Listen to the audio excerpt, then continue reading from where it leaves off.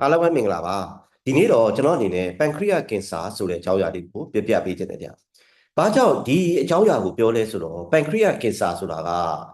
cancer မျိုးပဲပေါ့ဗျာ။ cancer ဆိုခဲ့ရင်တော့ဒါလူတိုင်းကြောက်ကြတာပေါ့နော်။ဒါပေမဲ့အဲ့ cancer ကဘာဖို့ထူးခြားလဲဆိုတော့သူ့ကိုတစ်ခါတည်း silent cancer လို့တော့မှခေါ်ကြတယ်။ဘာကြောင့်လဲ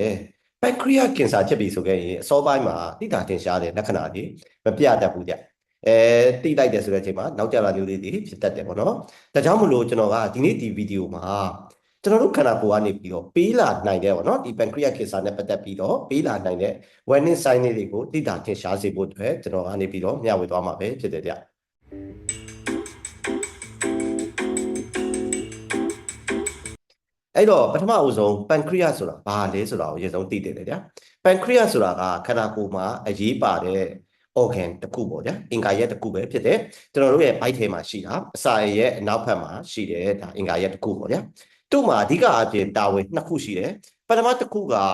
ကျွန်တော်တို့စားလိုက်တယ်ဆိုတဲ့အစာတွေကိုခြေဖြတ်တယ်ဆိုတဲ့နေရာမှာလိုအပ်တဲ့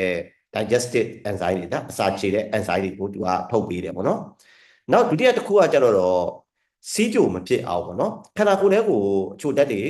ဝင်လာခဲ့တယ်ဆိုရင်ခြေဖြတ်နိုင်တော့တဲ့ insulin နဲ့တခြားသောဟော်မုန်းတွေကိုသူကထုတ်ပေးတယ်။ pancreas ထဲမှာရှိတဲ့ islands of Langerhans မှာ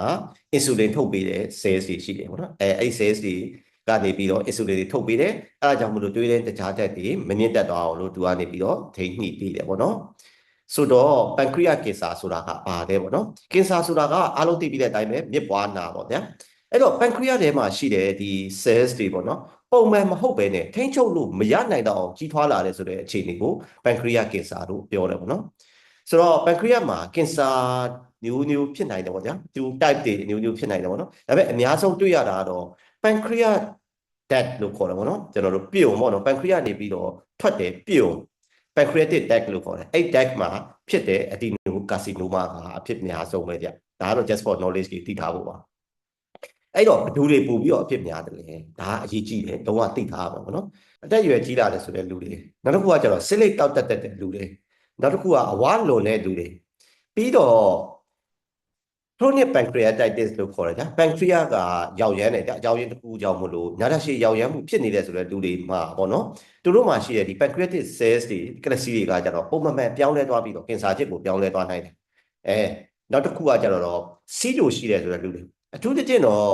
့အရင်ကစီးကြိုမရှိဘူးအခုမှစီးကြိုအသစ်ဖြစ်လာတယ်ဆိုတဲ့လူတွေမှာရုတ်တရက်ကြီး pancreatic cells တွေကပြောင်းလဲသွားပြီးတော့ pancreatic cancer ဖြစ်သွားနိုင်တယ်ပေါ့ဗျာနောက်တစ်ခုကကျတော့မိသားစုထဲမှာ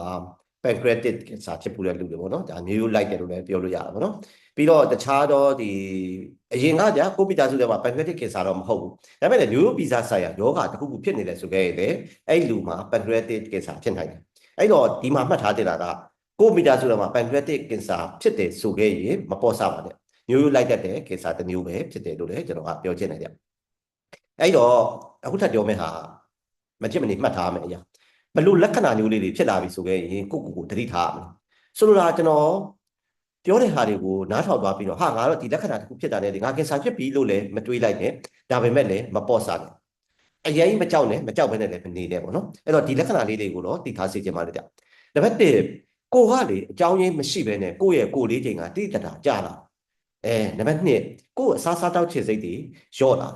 နံပါတ်3ကိုယ့်ရဲ့ဘိုက်ပေါ့နော်အထက်ပိုင်းနာမှာပြောမှဆိုရင်ညွတ်နာပေါ့နော်အဲ့နာမှာနာလာအဲ့နာတယ်ဆိုတဲ့အနာကအဲ့နာတယ်မကတော့တခါတလေကြာရင်နောက်ကျောဘက်ကိုပါပြက်သွားတယ်ဒါဆိုရင်တော့ဂိမ်းဆိုင်ဖို့အတွက်လိုအပ်ပြီပြီးတော့အသားဝါခြင်းနဲ့တွဲပြီးတော့ဖြစ်တာစီတတ်တယ်ဗျာဂျွန်ဒစ်ပေါ့နော်ဆိုတော့အသားတွေဝါလာမယ်စီးတွေဝါလာမယ်မျက်လုံးတွေဝါလာမယ်ဒါဆိုရင်လည်းမပေါ့ဆတယ်pancreatic cancer နဲ့ဒီအသေးယောဂါတွေကလည်းဒါဆက်နွယ်ချိတ်ဆက်ပြီးတော့လည်းဒါဖြစ်စေတတ်တယ်ဗျပြီးတော့ကျွန်တော်ပြောခဲ့သလိုပဲဂျွန်ဒစ်ရဲ့လက္ခဏာတွေပေါ့ဗျာစီးအရောင်တွေကရဲလာမယ်ပြီးတော့ဝမ်းရောင်ကြီးကဖြော့သွားမယ်ဒါဆိုလည်းမပေါ့ဆနဲ့ပေါ့နော်ပြီးတော့ပြုတ်လာလာလို့အန်လာလာလို့အစာမကြေဖြစ်လာလာလို့ဒါမျိုးလေးတွေဖြစ်လာတယ်ဆိုလည်းမပေါ့မစားပဲနဲ့စစ်စေးတက်တာလေးတွေကိုစစ်စေးတက်တယ်ဗျပြီးတော့အရေးကြီးဆုံးမှာကျင်တာကအရင်ကကို့မှာစီးကြိုမရှိဘူးအခုမှကိုယ့်ရဲ့တွေးတကြားတက်တွေကတက်လာမနေ့စောစောအစာမစားတဲ့ကစီးကြိုစစ်လာရင်များနေတယ်အဲ့လိုဆိုတဲ့အချိန်မှာကိုကစီးကြိုအသက်ဖြစ်လာတယ်ဒါမှမဟုတ်လေအရင်ရှိပြီးသားစီးကြိုက ထိန်းချုပ်နိုင်ထားသေးတယ်ဗျာအဲ့ဒီကနေပြီးရုတ်တရက်ထိန်းချုပ်ဖို့အတွက်ခက်လာတယ်ဆိုတဲ့အခြေအနေတွေဖြစ်လာခဲ့ပြီဆိုရင်မပေါ်စားပါနဲ့ငါညအစားများသွားလို့လားငါအချိုတွေစားလိုက်လို့ညာငါစီတိုကြီးကရုတ်တရက်ကြီးတက်လာတယ်โอเคတရက်နှစ်ရက်တက်လာမရှိဘူးဒါပေမဲ့နေ့စဉ်ရက်ဆက်လို့စီတိုကထိန်းချုပ်ကခက်လာပြီဆိုခဲ့တော့လည်းမပေါ်စားနဲ့တော့ဆရာဝန်နဲ့ပြပြီးတော့လိုအပ်တဲ့စစ်ဆေးမှုတွေကိုဒါပြုလုပ်စေချင်ပါတယ်ဗျအဲ့တော့ကျွန်တော်ပြောသွားတဲ့လက္ခဏာတွေတွေကတခုရှိရတဲ့တင်ဟာဆရာရဲ့ကျွန်တော်တို့ကျမတို့တော့ pancreatic cancer ဖြစ်နေပြီဆိုပြီးတော့အရင်ကြီးမကြောက်သွားပါနဲ့တခြားသောယောဂတွေပေါ့ဗျာကင်ဆာမဟုတ်တတ်တဲ့ယောဂတွေဥပမာအစာရောင်တာတို့တဲချေကြောက်တဲတာတို့အသေးရောင်တာတို့ပြီးတော့ဒီ pancreas ရောင်ရမ်းတာညကင်ဆာမဟုတ်ပဲနဲ့ရောင်ရမ်းတာပေါ့နော်ပြီးတော့တခြားသောယောဂတွေမှာလည်းကျွန်တော်ခုနကပြောသွားတဲ့လက္ခဏာတွေကအလားတူဖြစ်နိုင်သေးတယ်အဲ့တော့ငါဒီလက္ခဏာတွေဖြစ်တာနဲ့ဟာဆရာတော်တော်စီအောင်ကတော့ပြောထားတယ်ဒီလက္ခဏာတွေဖြစ်ရင် pancreatic cancer ဖြစ်နိုင်တယ်ဆိုခဲ့ပြီးတော့အကြောက်မလွန်သွားနဲ့ကိုယ်တိုင်လည်းကင်ဆာလို့မတတ်မှတ်ဆရာဝန်နဲ့တော့ပြတက်ကြွနားလေကျမရဲ့ဝန်ထမ်းတရားနဲ့တိုင်းပြီးတော့လိုအပ်တဲ့စစ်ဆေးမှုတွေကိုလုပ်ပြီးတော့စောစောတိတယ်စောစောကုသမှုခံယူလိုက်မယ်ဆိုရင်တော့ကျွန်တော်တို့အန်တရယ်ကိုကျွန်တော်ရှော့ချနိုင်ပါပဲဖြစ်တယ်ကြအဲ့တော့အရန်ကြီးလည်းအကြောက်မလို့နဲ့မကြောက်ပဲလည်းမနေပါနဲ့ကြအဲ့တော့ဆရာဝန်တွေအနေနဲ့ကတော့လူနာရဲ့ဒီယောဂလက္ခဏာတွေပေါ်မှာမူတည်ပြီးတော့ကျွန်တော်တို့ဘာတွေလုပ်လဲဆိုတော့တွေးစစ်ပေးတယ်အာထရာဆောင်းရိုက်ပေးတယ်လိုအပ်ရင် CT ရိုက်တယ် MRI ရိုက်တယ်ဒါမျိုးလေးတွေကိုကျွန်တော်စစ်ဆေးလိုက်တယ်အဲ့လိုစစ်ဆေးတဲ့အားဖြင့်ဟာဒါကတော့ pancreatic cancer ဖြစ်သွားပြီလားတစ်ခါလေကြာရင်ပို့ပြီးတော့အတည်ပြုနိုင်ဖို့အတွက်ကျွန်တော်တို့ biopsy ယူတာမျိုးလေးတွေလုပ်ပေးတယ်ပေါ့နော်ဆိုတော့ဆရာ pancreatic cancer မဖြစ်အောင်ကျွန်တော်တို့ကာကွယ်လို့ရတယ်လားဆိုခဲ့ရင် pancreatic cancer ကနည်းနည်းထူးခြားတယ်ဗျာသူကလုံးဝမဖြစ်အောင်ကာကွယ်နိုင်တယ်လို့တော့ကျွန်တော်မပြောရဲဘူးဒါပေမဲ့လည်း risk တွေကို short ချဖို့အတွက်ကတော့စိတ်လိမ့်မတောက်ပါနဲ့ကိုလေးချိန်ကိုကျန်းမာတဲ့အတိုင်းအတာတစ်ခုဗျာကျွန်တော်တို့ BMI ဆိုခဲ့ရင်18.5နဲ့22.5ပေါ့ဗျာအဲ့လောက်ချားထဲမှာထိန်းထားဖို့အတွက်လိုအပ်တယ်အဝမလုံဖို့အတွက်အရေးကြီးတယ်အစီစိတ်တွေအများကြီးမစားနဲ့အစီစိတ်တွေအများကြီးစားတယ်ဆိုခဲ့ရင်အစီတွေညားတယ်အဲ့ဒါဆိုခဲ့ရင်ကိုကအဝလိုလာနိုင်တယ်ပြီးတော့အချိုတွေလည်းအများကြီးမစားနဲ့အချိုတွေစားညားတယ်ဆိုခဲ့ရင်စီးကျူအုံးဆိုပြီးတော့ဖြစ်သွားနိုင်ဖြစ်သွားပြီဆိုခဲ့ရင်သူ့နောက်ဆက်တွဲအနေနဲ့ဆိုကြိုးတွေပေါ့ဗျာအဲ့ကျမှ pancreatic cancer ဖြစ်နိုင်ရည်တွေညားလာတယ်ပါတယ်ပေါ့နော်ပြီးတော့အရက်ကိုအလွန်ကြုံမတောက်ပါနဲ့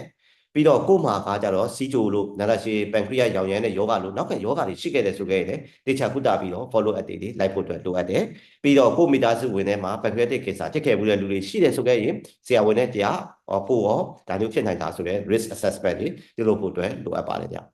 အဲ့တော့အဆုံးသက်အနေနဲ့ကျွန်တော်ဗာပြောချင်တယ်ဆိုတော့ pancreatic cancer ဆိုတာကကြတော့အစောပိုင်းမှာသိနိုင်ဖို့အတွက်ခက်ခဲပါတယ်ဒါကြောင့်မို့လို့ကိုကဝိချနေတာမဟုတ်ပဲနဲ့ကိုယ့်ရဲ့ကိုယ်လေးချိန်ကကြာလာတယ်ဒါကင်ဆာရဲ့လက္ခဏာလေးတွေကတစ်ခုပေါ့ဗျာပြီးတော့အသားတွေဝါလာတယ်ဘိုင်းနဲ့နောက်ကျောတွေနာလာတယ်အစာမကြေတာတွေကရေရှည်လို့ဖြစ်လာတယ်ပေါ့နော်ပြီးတော့စီးတိုကအရင်ကမရှိတိုင်းဟာကြီးကအခုဂျိုတက်တွေညာပြီးတော့စီးတိုတက်လာတယ်ဒါမှမဟုတ်တယ်ရှည်ရင်ဆွဲစီးတိုကကြတော့ရုတ်တရက်ကြီးထိန်းချုပ်ကခတ်လာတယ်ဒါမျိုးတွေဖြစ်တယ်ဆိုကြရင်တော့မပေါ်စားနဲ့ဒီလက္ခဏာတစ်ခုရှိုံနဲ့ကင်ဆာလို့မယူဆနဲ့ဒါပေမဲ့လေကိုယ့်ရဲ့လက္ခဏာတွေကမရှင်းလင်းဘူးဆိုကြရင်လက်လူလည်းမရှိပါနဲ့အဲ့တော့ညာစောတိမယ်စောစစ်မယ်စောကုသခြင်းကအရန်ကိုအရေးကြီးပါတယ်လို့ကျွန်တော်ပြောပြခြင်းတယ်ဗျအဲ့တော့အခုလိုမျိုးပဲကျမရဲ့အသိပညာပေးပေါ့နော်ဗီဒီယိုတွေကိုကျွန်တော်စဉ်ဆက်မပြတ်ကျွန်တော်ဆက်လက်ပြီးတော့မျှဝေသွားမယ်ဗျအဲ့တော့ဒီ page ဒီ YouTube channel လေးကို subscribe လုပ်ခဲ့ပြီးဖို့အတွက်တော့လည်းမမေ့စေချင်ဘူးအဲ့တော့ကျွန်တော်ရဲ့ဒီ pancreatic cancer ကြောင့်တစ်စိတ်တစ်စောင်းဆိုတဲ့ဗီဒီယိုညှောက်မှုကိုတော့ကျွန်တော်ဒီမှာပဲအဆုံးသတ်လိုက်ပါတယ်အားလုံးကျမ်းမာချမ်းသာကြပါစေဗျာဘာကြောင့်လဲဆိုတော့ကျမ်းမာခြင်းဟာကျွန်တော်တို့အတွက်အကောင်းဆုံးတော့ပိုင်ဆိုင်မှုဖြစ်ပါတယ်ဗျာ okay နောက်ဗီဒီယိုတွေမှာပြန်ဆုံကြမယ်နော် bye bye